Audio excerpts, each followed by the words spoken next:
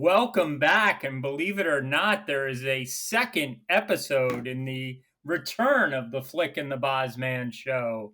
I am Phil Glick, and he is Dave Ingray. And how's it going, Dave? It's going great, Flick. I never thought there'd be a return of the return of Flick and the Bozman, much less the first one. But here we are, back in spite of popular demand. Neither did I. Yes, and that popular demand that the return of has almost hit triple digits in views. So Wow. imagine that. I don't mean triple digits with 3 zeros after it. I just mean triple digits, but Yes. that's okay. Yes, uno, not even uno, comma. No. Nunca? Comma. How many years of Spanish did I take? But anyway, maybe it was just because that first show, the return show, was so depressing, talking about the 64 most painful sport moments in my life. We now turn it to something much more positive, and we dabbled with the idea of miracle moments or miracle finishes, but we just ended up doing primarily Dave's top 64 joyful moments in sports. So maybe with this optimistic, positive view on things, those listeners will just come flooding into the website. And if you're listening now, you've already found it. But tell your friends that they can look on YouTube under Flick and the Bozman. You may lose some friends, but they can look there and find the episodes. They can, and to be clear, a moment is a rather broadly defined term at this point, anywhere from a single play to the course of many seasons. Yes, and in doing the painful moments, the Bozman did an awesome job in organizing things into moments, games, eras, where I did far less of an organized seeding of these events or things. So they're not broken down into plays versus events versus people versus decades, but we did get 64 of them, and you can see it on the YouTube site, or you could email us at flickboz@gmail.com. But we might as well jump right in, as you've whittled things down from 64 down to 8, and we have the final 8. And the first bracket we're going to look at is the Briarcliff Bullets bracket. I don't even know if you knew the nickname of your middle school that you went to, but they were the Bullets. And this came down. It's the only one of the 4, but it came down to the number 1 versus number 2 seeded joyful moments. And they are the overall number 1 seed, which is the Mets winning Game 6 in 1986. And the number 2 seed, the Devils winning their first cup. So before Boz takes a shot at ranking which of those was more joyous for him, I will tell you, in that bracket, the number 3 seed was the entire career of David Wright, maybe the best everyday player the Mets have seen while we've been alive. And the number 4 seed was the Giants' frozen victory over the Packers to get to the Super Bowl. Yeah, any comments on those two? Well, the Giants win against the Packers was just so amazing to me. I when I was going through it with you by a text, I mentioned that it had only been a few weeks before that game. I guess maybe 2 months or so, as you look back on it, or a month and a half, when the Giants played that week, the Thanksgiving weekend against the Vikings. And this was Eli Manning's, I think, second full year as a starter, or third full year as a starter. And he threw 3 pick sixes and another interception that was returned to like the 4-yard line, and the Vikings scored on that next play. And I told anyone that cared, or that I thought might care, that the Giants will never ever win a Super Bowl with Eli Manning as their quarterback. And then right before that game, like literally 2 days before the game against Green Bay, I was at lunch with a bunch of coworkers, and I said very loudly to everyone at the table, like 15 people, if the Giants win this weekend, which I never expected to happen, I will buy every Giants fan I know an Eli Manning game jersey, which I did. I am embarrassed and proud to say. uh, ultimately. It was such an amazing game.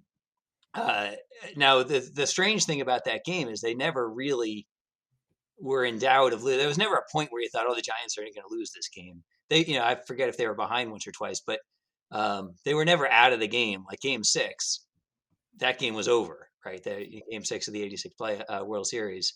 Yeah. That was, for all intents, that was over. The Giants were never Oh, going to sure. beat the Packers, and it was that's anyway. So that was a fun run, and they ended up losing to Game 6 in I guess it was the Sweet 16 there, uh, Yes. in this bracket.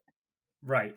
And the Devils winning their first cup in the 94-95 season was able to edge David Wright's career.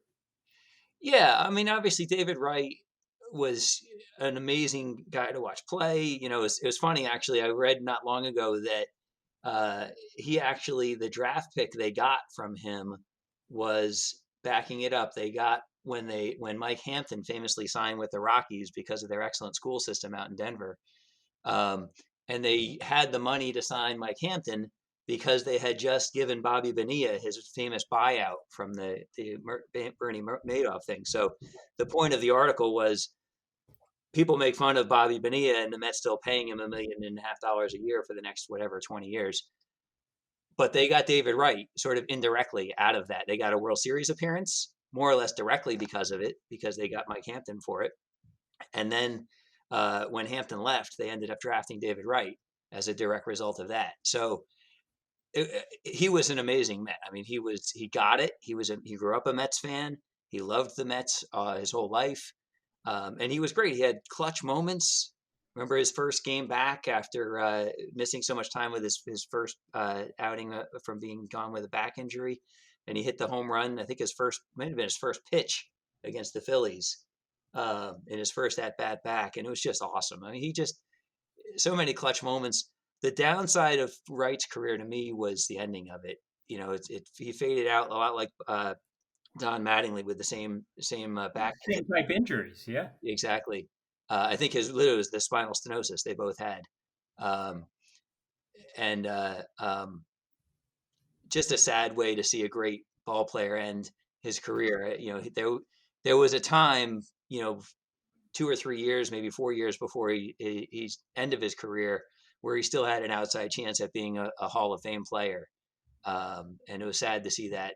And Mattingly too probably should be in the Hall of Fame. Honestly, as great as he was at the peak of his career, he was one of, if not the best player in baseball for a period of 4 or 5 years in a row. And then his career just fell off. Unfortunately for Mattingly, he had many years of mediocrity at the end of his career. That's the problem, yeah. And conversely, a guy with similar career numbers, Kirby Puckett, walks in and similarly, or completely differently rather, Puckett had obviously died a young man, and the benefit of that is, as was said once about being a great musician, is death is a good career move, um, and it cements your legacy at a young age rather than fading out.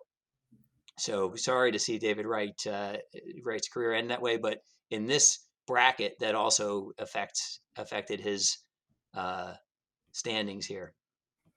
Well, we get down to the final two of this bracket, and you have to now decide Mets winning game 6 in 86 or the Devils winning their first cup in 94-95.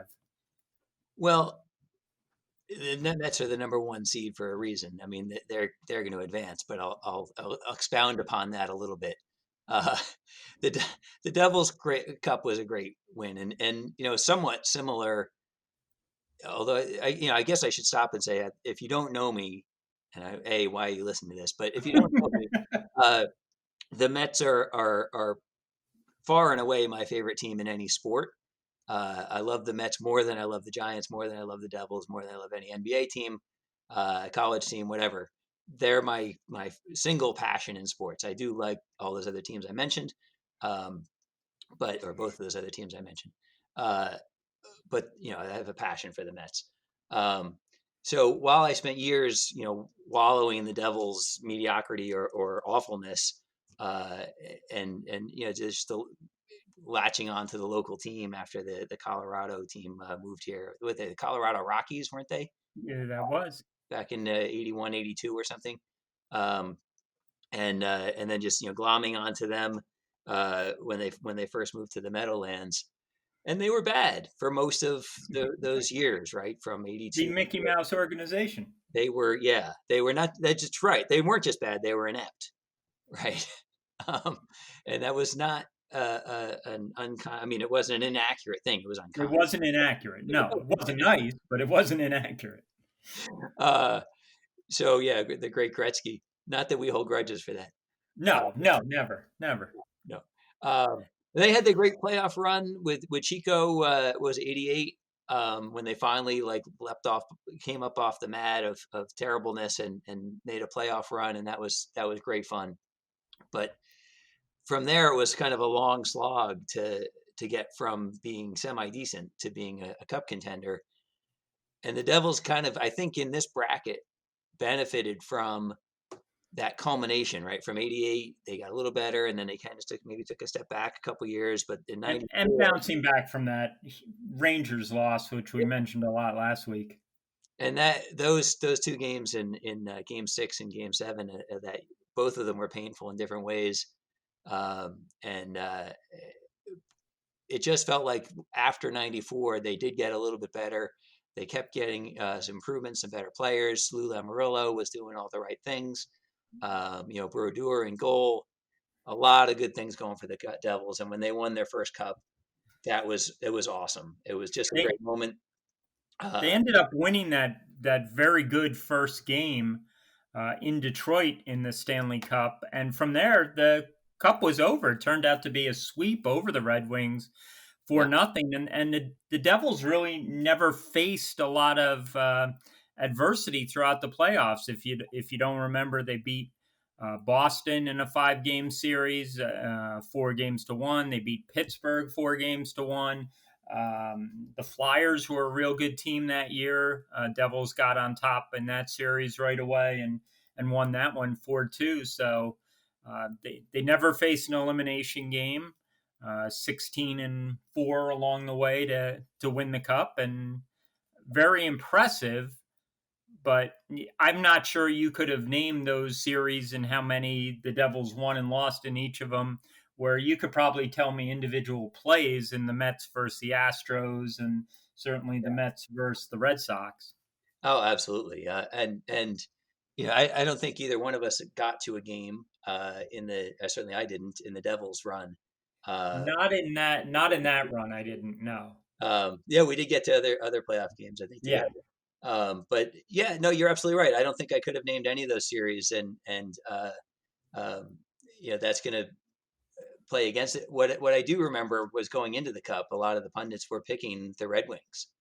the Red Wings were a great team. Good Scotty Bowman coached Yeah, Red Wing team, and that's why I thought that first game was so important. And it yeah, was typical good goaltending matchup, good goaltending play on both sides, and the Devils got goals from unlikely suspects, and that was enough. And really, Detroit never recovered. yep, yep. And So the 86, game 6. If you just went about game 6, that's in and of itself an amazing game. But the run to get there, it was like a 3-year run after what 14 or 15 years of awful Mets play.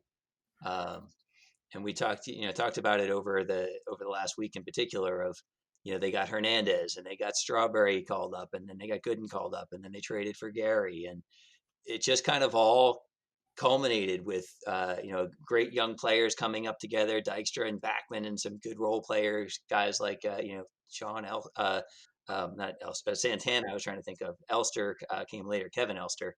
I think he was a rookie that year, but Yeah, he was in the World Series. Yeah. yeah, yeah. Um, and then Ray Knight coming to the team in '86. Um, yeah, it's just it all came together, and it started at '83. They made the infamous from a Cardinal standpoint, trading Neil Allen for Keith Hernandez. Uh, One of the few Mets trades that they came out so lopsided on the winning side of.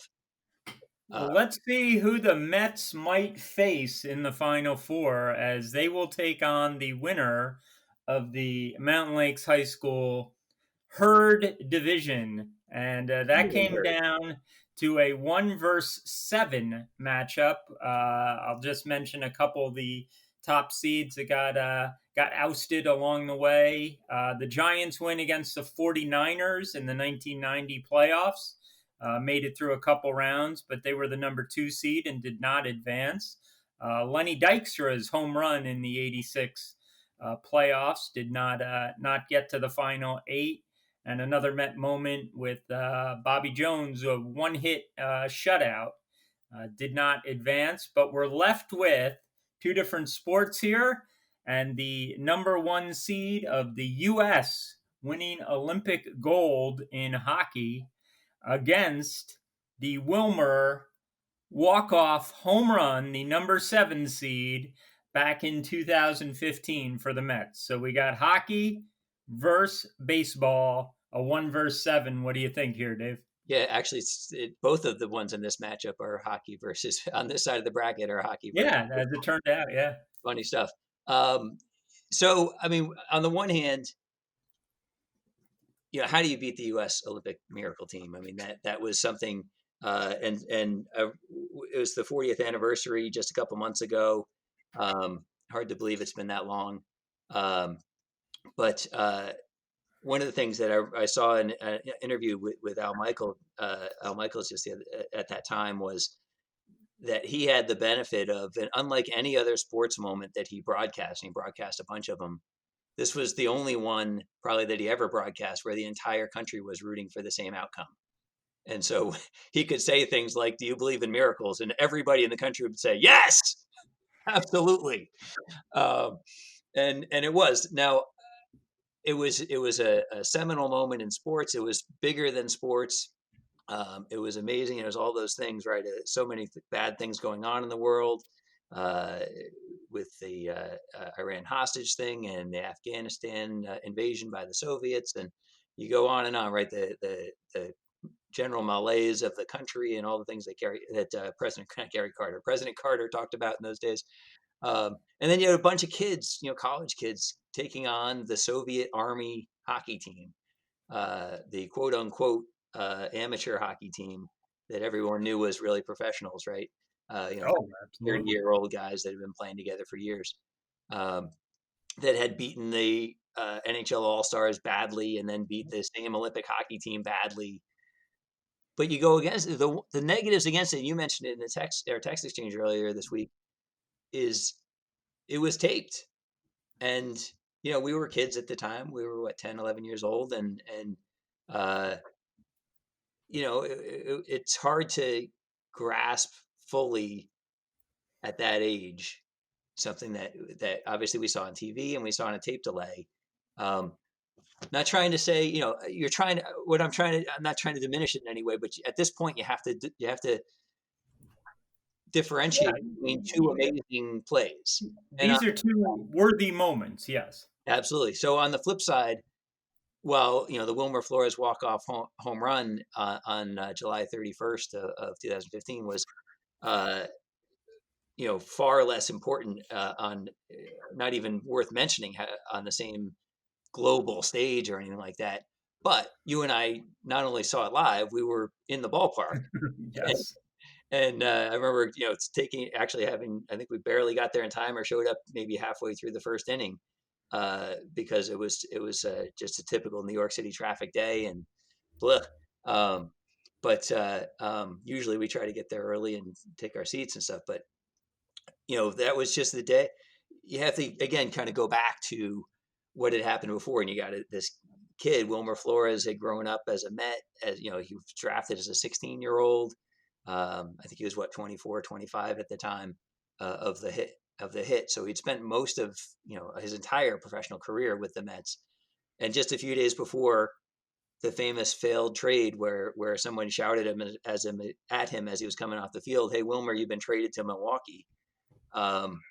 And he's crying in the dugout, and he goes down and he's crying on the field. And of course, there's the famous Tom Hanks line, right?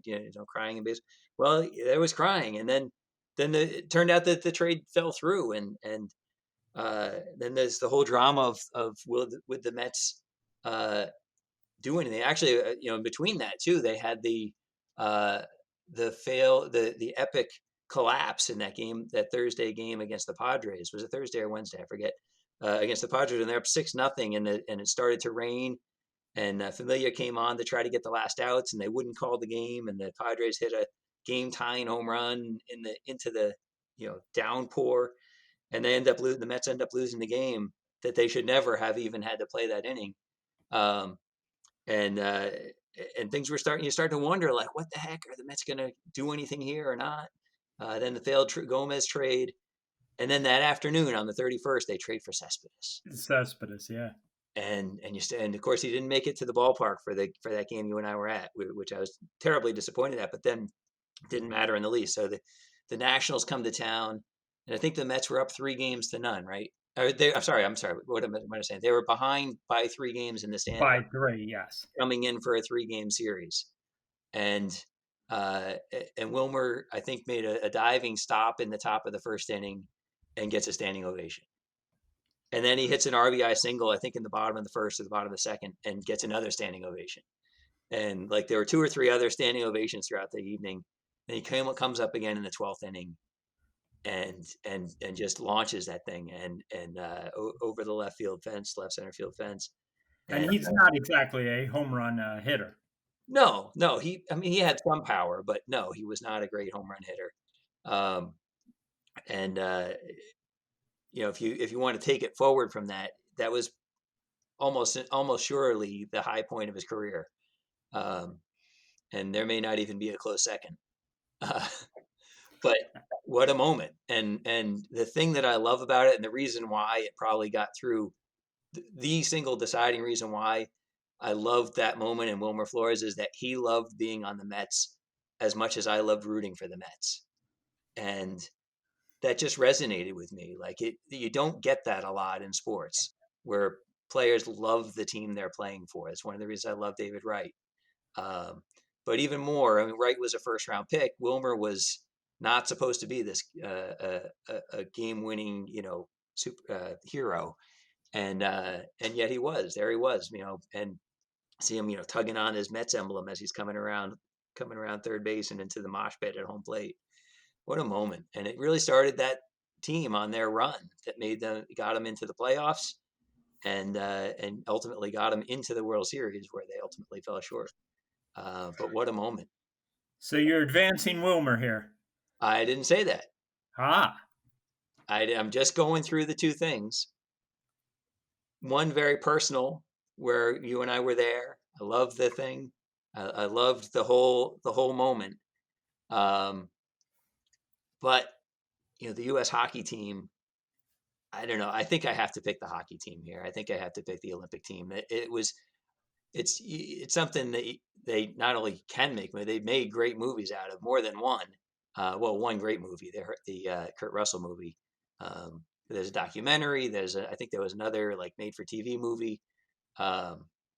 It's The Miracle on Ice. It's something, Mike Eruzione, Jim Craig. You can still name probably half the guys. What's his name? Bobby Carpenter, Johnson, Bobby Silk. I'll stop there. But there's a bunch. That sounded like half to me. I know. What's that? That sounded like about half of the guys. Half the guys, sure. But the funny thing about that is none of those guys ended up really. A couple of them had okay careers, right? Okay careers, yeah. Nothing. Right, was a pretty good player for a number of years in the NHL, but none of them became, Hall of Famers by any stretch, even All-Stars.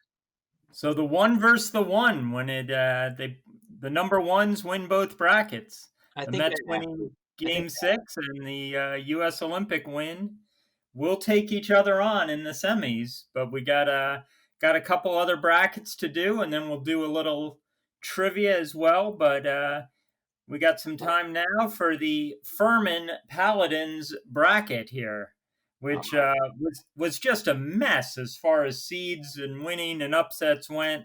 So the finals has come down to the number 5 versus the number 11, something that rarely happens in the NCAAs, I'm sure.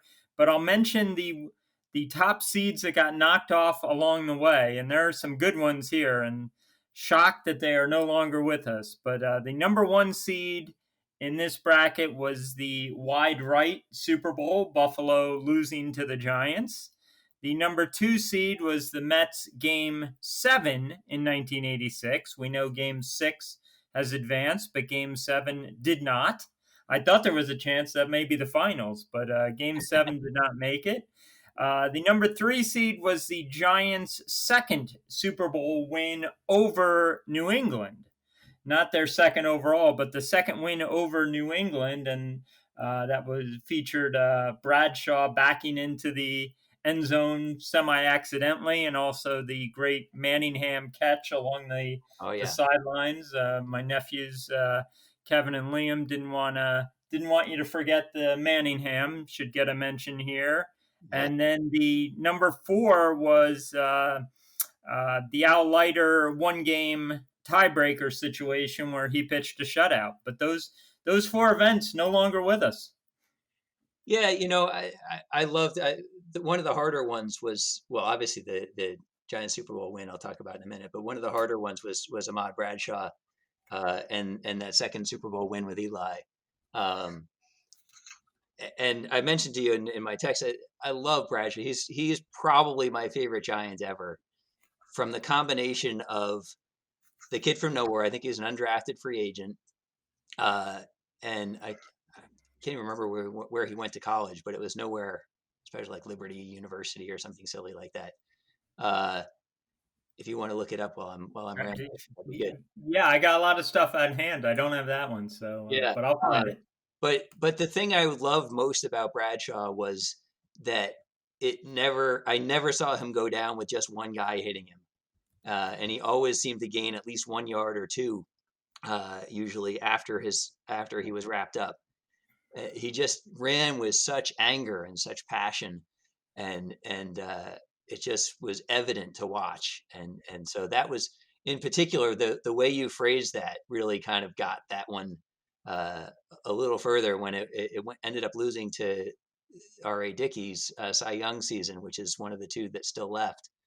And I'll mention that why I love that one in a minute. But the other one, of course, is the wide right, and that one lost to Jake DeGrom's back-to-back Cy Young, and that was an epic. Like, that was just so hard to pick between those two. What I loved about the Giants Super Bowl win was that it was also very unexpected. Right? They were huge underdogs against the Bills. It was Jim Kelly. It was Thurman Thomas. It was Andre Reed and Bruce Smith and Marv Levy, right? And just a Yeah, great team that the Giants beat, and that ended up being the Giants' last hurrah with Bill Parcells. He ended up turning. I had to go back and look. I had forgotten or blacked out from my memory that he turned it over to the infamous Ray Handley after that. And that was kind of the beginning of the end. They were still a very good team, a lot of good players on the team, but they had some bad years. And then finally, Dan Reeves took over, and they had some decent years, but they never quite made it back to being a Super Bowl team until Jim Fossil's epic run in 2000 that ended so abruptly when they faced the Ravens. But that was, it was Sims, and it was Otis Anderson and Lawrence Taylor, and that great defense with Carson and Banks and Marshall and all those guys. I mean, what a amazing team that was. Mark Bavaro and all the rest. Um, and it was really hard to pick against them, but they were going up against my Mets. So enough and said. just to fill in the listeners, Ahmad Bradshaw did go to Marshall and Ah, played for 3 years and 31 games and had just under 3,000 yards rushing and 31 total touchdowns. And he did get drafted 250th overall in there the you go. seventh round by the Giants. All right, I wasn't quite an undrafted free agent, but Not quite, I but I knew think he there's was only 6 rounds a now. deep So I dark mean, horse. Yeah, yeah. And just a pleasure to watch run, and just played with such passion. I loved it. So We're But down now to the two, right? you got it down to the 5 versus the 11, and the 5 is Jake DeGrom and his Cy Young wins in 2018 and 2019, and you got the 11 seed R.A. Dickey and his Cy Young in 2012. And take it away with your pick here. Well, I apologize. Before I get to that, I just wanted to mention real quick on the Mets game 7, which lost to R.A. Dickey in '86. I had texted you. I liked the analogy that occurred to me is that it was very similar with the Mets in Game 7 to the Olympic hockey team beating the Soviets, in that they both still had one game to play. Like the miracle for the Mets was in '86 in Game 6, right? But if they don't win Game 7, nobody cares about the ball getting past Buckner. Exactly. Same thing with the hockey team. Nobody, if they don't beat Finland, the beating the Soviets is a footnote, right? It just doesn't matter. And there's the great line that reportedly Herb Brooks said to the team when they were losing again. I think they were trailing. The Olympic hockey team was trailing in every single game they played in that Olympics, going into the third period. If you guys don't win this thing, you're going to take it to your effing graves. And and they did, obviously, but I'm diverting myself farther than I wanted to. But similarly, the Game 7 in '86, they needed to win that. That was obviously much less, but they did trail early. I think he had a Strawberry home run and what Hojo or somebody else hit a home run and made that a bit of a walk at the end. But that was a great moment.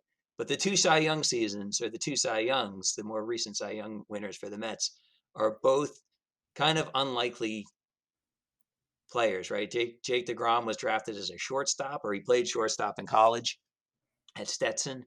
And then I think his first year, or even before he played with the Mets in the minors, he had Tommy John surgery, and was then that resulted in him being like a 25-year-old rookie or something like that, which is obviously very unusual. And he seemed to just get better every year that he pitched.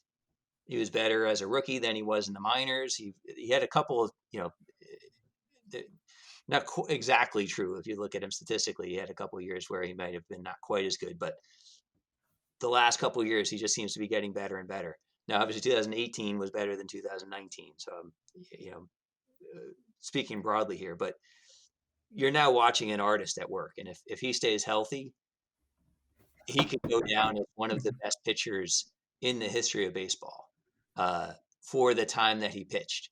Now, he's not going to have a length of career because he started so late. And chances are he's not going to pitch another 10 years.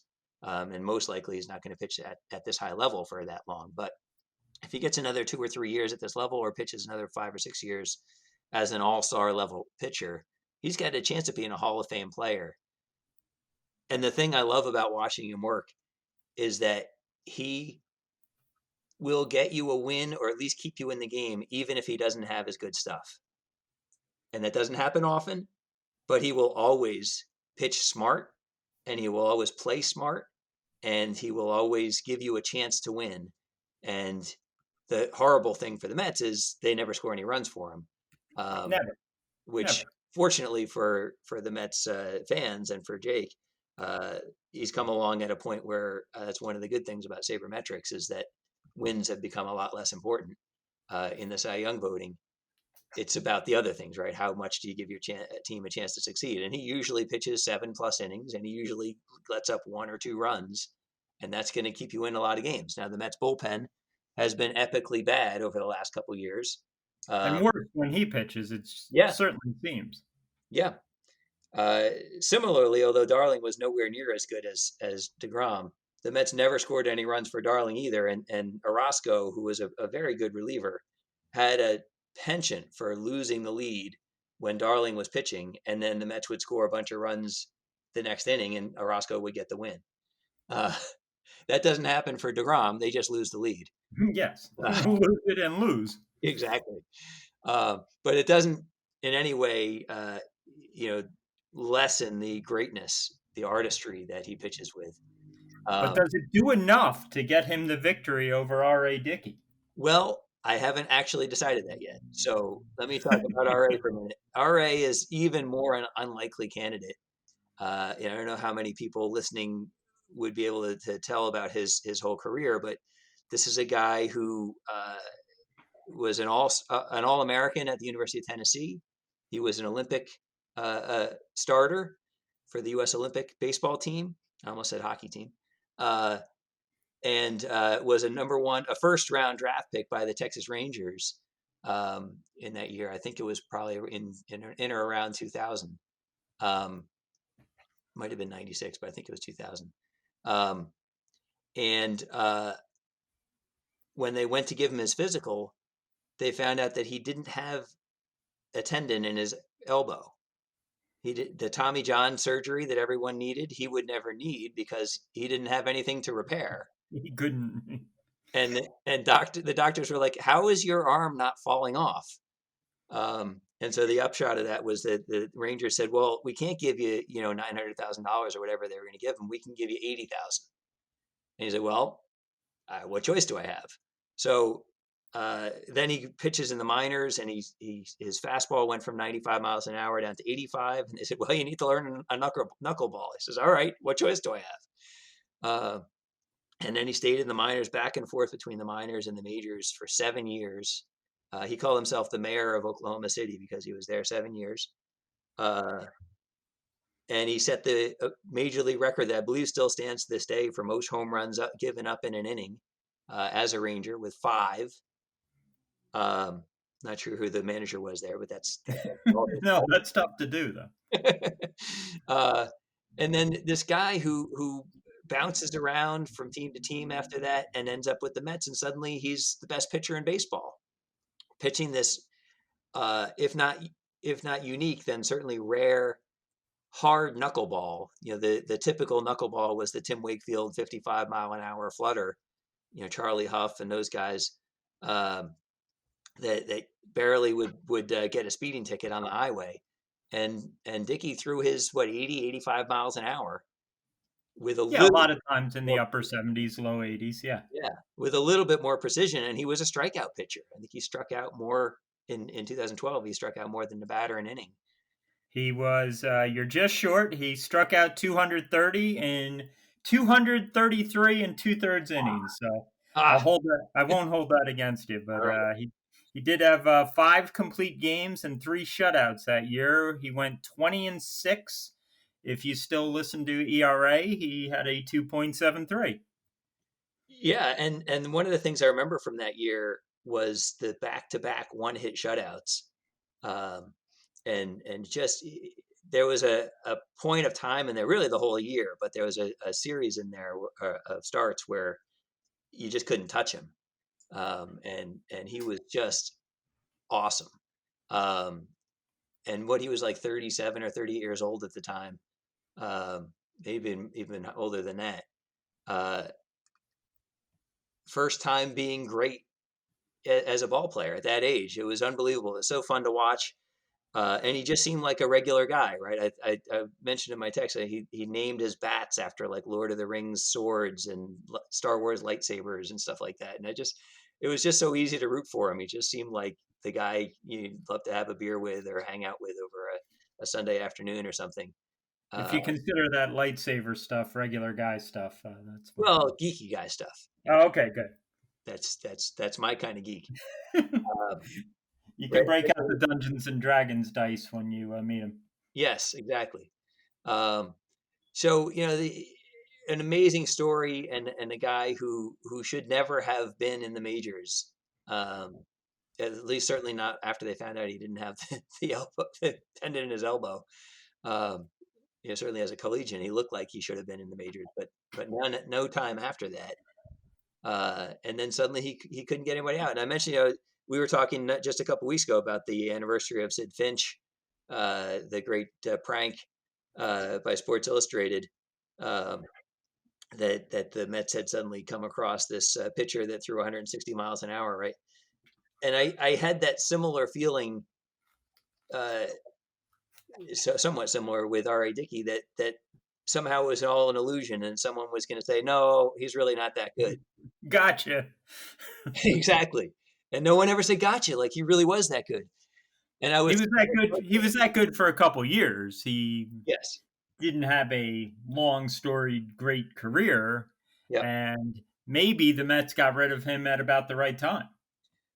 Yeah, you could argue that. I'll always believe in my heart of hearts that if he had stayed with the Mets and not gone to the American League East and Toronto and a dome, he might have had a couple more pretty good years, and they could have been okay with that. But clearly, it was the right thing to do to trade him when you can trade him for Travis d'Arnaud and Noah Syndergaard, uh, versus keeping a guy to help a team finish with 77 wins instead of 73 wins. Well, you have stalled long enough. You must pick one of these to advance to the next round. All right, I'm going to pick Jake. I love RA. Again, it's a tough call. I hope that by picking Jake, I'm not jinxing him to some sort of career-ending injury here. But I'm hoping and praying I can watch another 5 or 7 or 10 years of his artistry. Somewhat more hopeful than most because, as I said, I think if he's throwing 88 someday, he's still going to get people out the way Cologne did. And a lot of pitchers do figure it out, right? How to get people out without a 95-mile-an-hour fastball. Uh, Well, DeGrom if you advanced. if you thought that bracket was a mess, we're moving on to the fourth of the four brackets, and that is the Idler Zerk bracket, which I believe was a band Dave was in, and also a machinery that might be used to, I don't know, cook a pizza or something along those lines. But Something along those uh, lines. I never never actually found out mind. what an Idler Zerk was, but that's all right. What's that? Neither. Okay, I but never. we have an 8 versus 14 matchup, which would probably make history in the NCAAs. But here's some of the events that got knocked off along the way. I have no understanding how the helmet catch is not still in these brackets, but the helmet catch has been defeated. Drafting Eli Manning, all right, we mentioned all the money that Eli eventually cost Dave in buying jerseys, so maybe that was a factor. The Brodeur goal we touched upon was the number 3 seed, and the Mets game 6 versus the Astros got knocked off along the way. So you wonder, these must be two awesome sports moments that are still standing in this bracket. And I would say one of them is, and in my opinion, is one of them isn't, but wasn't for me to decide. So the number 8 seed is the Mike Piazza post 9/11 home run that happened on September 21st, or the number 14 seed, the Mike Baxter catch on June 1st, 2012, to help preserve the Johan Santana no hitter. So we got Mike Piazza against Mike Baxter. Yeah, yeah. Hard to explain this one, but you just went through it game by game, and I talked myself through it, and I was. I'm going to repeat what I said. I guess I liked it well enough to repeat it. In that game, the matchup between the helmet catch and the 9/11 home run. When the Giants won against the Patriots, I was screaming and yelling for joy, and when Piazza hit his home run, I was weeping for joy. It was just two different things, but I had to take Piazza over that game. And some of that is that I was a Mets fan, and some of that is, my experience at 9/11 was very personal for me. And Piazza's home run, I think a lot of people have mentioned to Mikey, meant a lot to me personally, and it's meant a lot to a lot of people personally, bigger than sports kind of thing. And so that was the thing that knocked that off. Um, and similarly, it knocked off Game 6 of the Astros. Uh, that was just an epic game. The back and forth, the Bob Nepper he had like a 2 or 3 hit shutout going for 8 innings, and they threw him back out there because he didn't have any. I forget who the manager was. Didn't have anyone who could get anybody out in the bullpen. Charlie Kerfeld and Dave Smith, I think, were his. Wasn't it Art Howe? I don't. Was it? It may have been Mike crazy to say that? For some reason, that name Yeah, stuck. you got to check that one out. It has somebody like that. But that was so Piazza was advancing over those two events. It was Hal Lanier, apparently. Hal Lanier. Okay. Yeah, yeah. That That sounds like Art Howe. of course. Hal, Of Hal. course. It's good. Yeah. Um, Brothers from a different mother. exactly. So the Mike Baxter thing is really there for two reasons. One is because of the Mets snake bit history with trying to get someone to pitch a no hitter, or at least from my perspective, trying to get someone to pitch a no hitter. Um, and how many times I think I looked it up earlier this week. The Mets had 7 different pitchers pitch a total of 13 no hitters, including 3 perfect games after they left the Mets, and some really bad players too, like Phil Lumber. Come on, he pitched a no hitter after he left. Well below average pitcher. Well below average. He was a first round pick and Yes, but he shouldn't have been. top of the first round. Something happened. Yeah. I don't know his career well enough to know what happened, but he put it all together for one day anyway. So the Mets had 50 some years of futility and near misses and one hitters. I remember Dwight Gooden's one hitter as a rookie, and the one hit was a little bleeder down the third baseline. I just wanted Ray Knight to field it and throw it into the stands and take the error. Um, Come on. But no. So Baxter advances, and the thing I love about Baxter was he was the typical nobody from nowhere, and this basically ended his career. And I think because he grew up a Mets fan, he knew that he had to lay out and make that catch, and that's what I loved about it. So that advanced over. It didn't have a strong draw against it. I didn't love Eli as a quarterback. I don't need to go into that. I love the Super Bowls, but I never really was a huge Eli fan.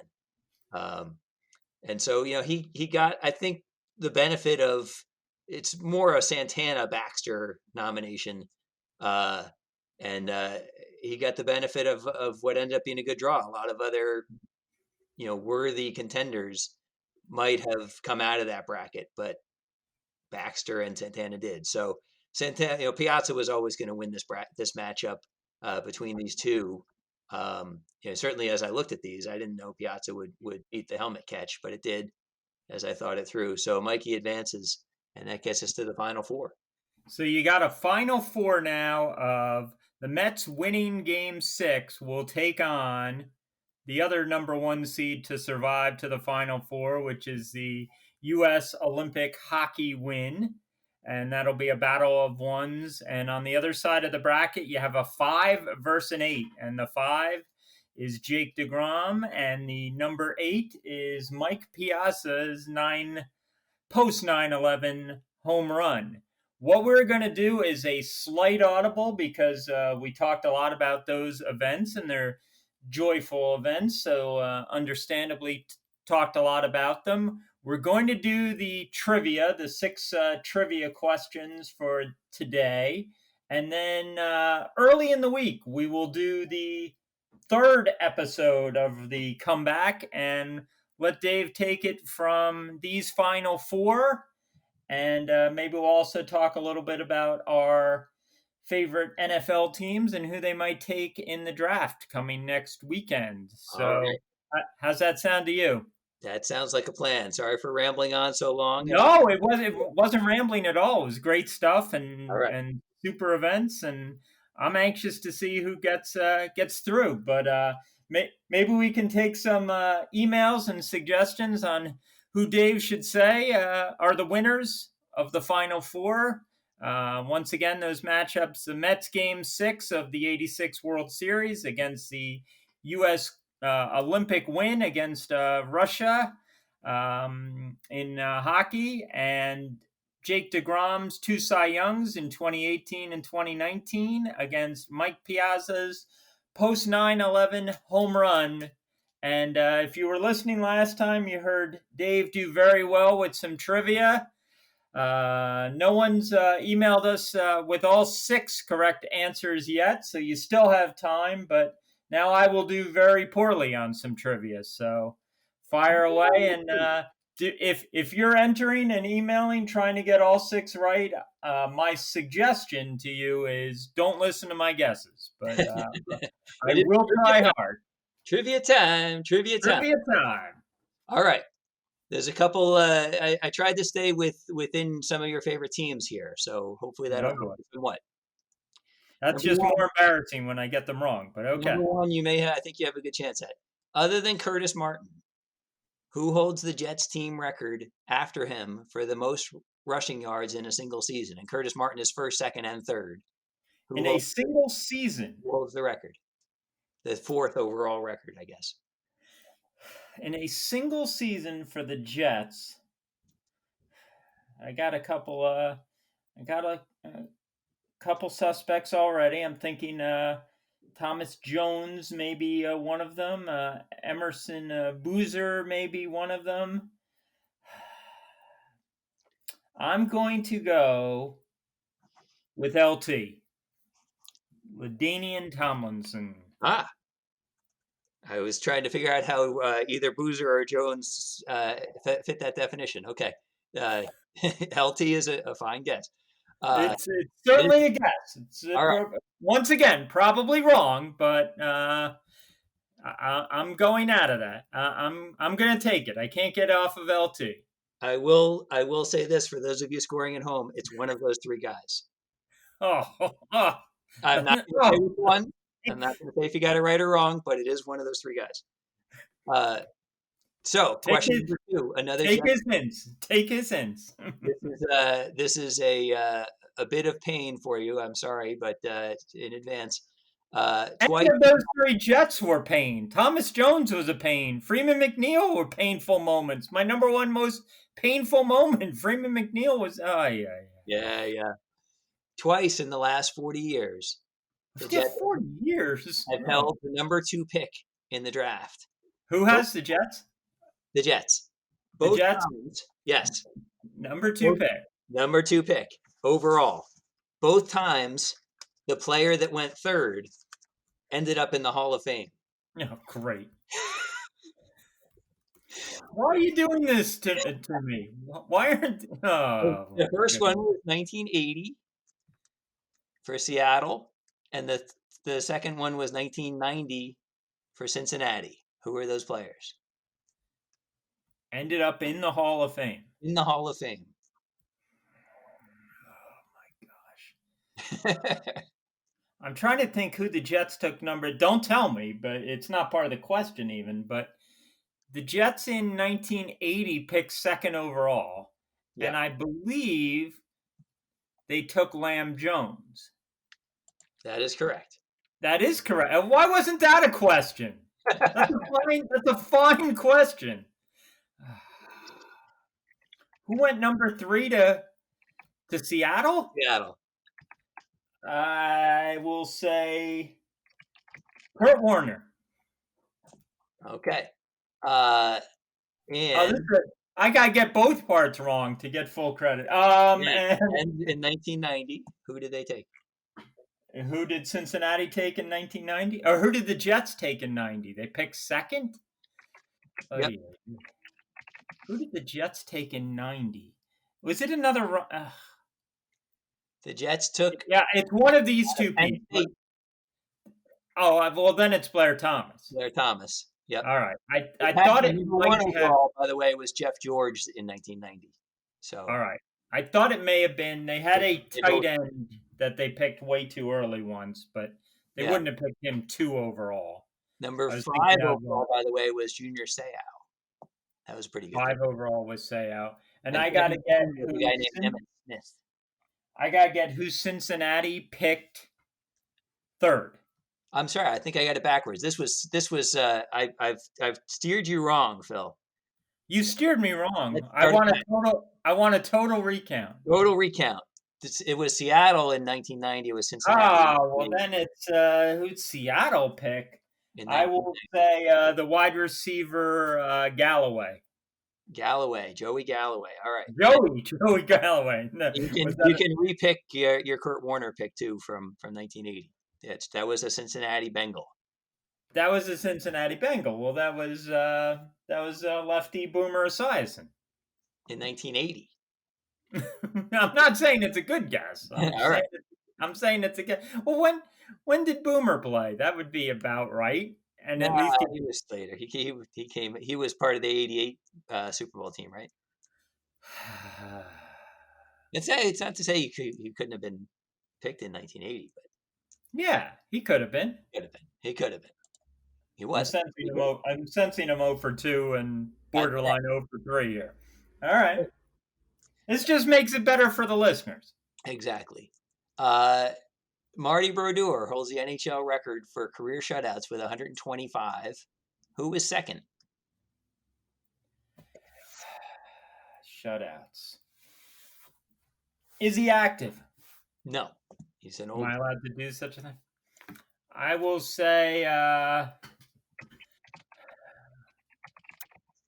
my favorite of Roy, Patrick Roy. All It right. might be, I got a weird feeling it's Vernon. I think his first name's Mike, but it's probably neither. But I will go with Patrick Roy. Okay. And moving on. Number 4. Moving on. Still, like most of my college tests, probably batting about a 0. Next 3 are all Mets questions. I think you might get at least half a question. At least half of one. You don't need to ask me 9 parters for me to get things going here. All right. What two Mets have led the NL in saves in a season? Saves in a season. I will say, when did saves become a stat? What's 1970-ish, something like that. I'm not stalling. Yes, I am. Mets saves in a season. Are they both of the same hand? No.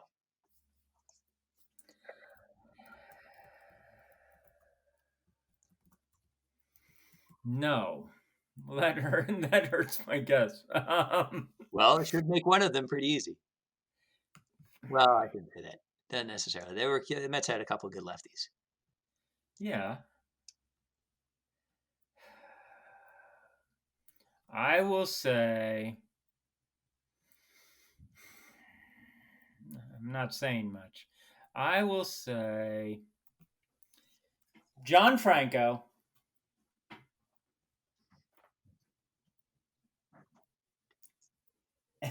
Was that an X you just put through Franco?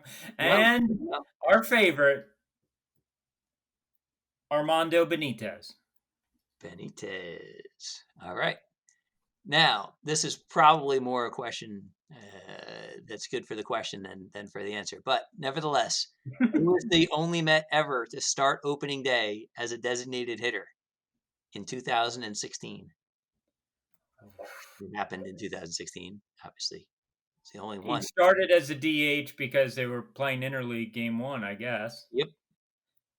That wasn't the answer. I will say 2016. Started as so it could be our man Cespedes who we're talking about. But he was probably hurt. He's always hurt. Maybe got hurt as the DH. I'm going to go with.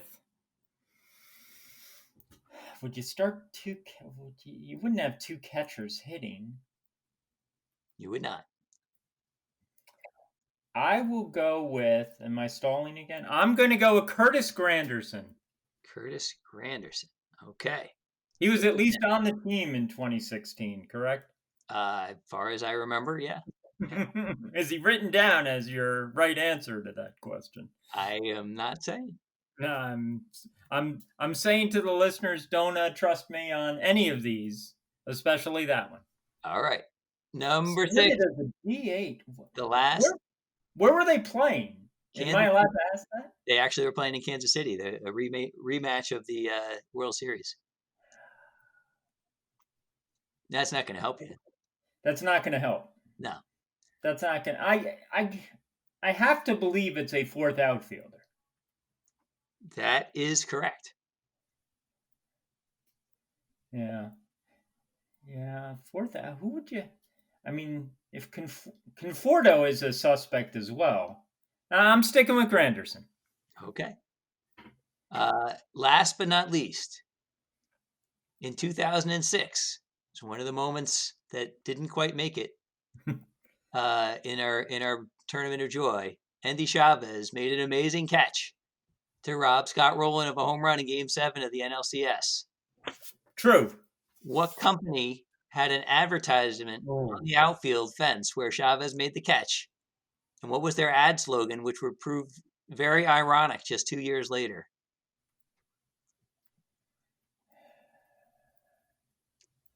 To prove ironic 2 years later. I was thinking maybe it proved to predict that you're in good hands with Allstate. It will tell you that's the right industry. That's the right industry. So I'm in the insurance industry. Yep. When Andy Chavez made the catch, I know the catch well. I feel like it was blue and white, but yet again, I'm colorblind. It was. So, am I stalling? You are. No, you can ask questions. You can hem. That means I'm not 5 for 6 at this point.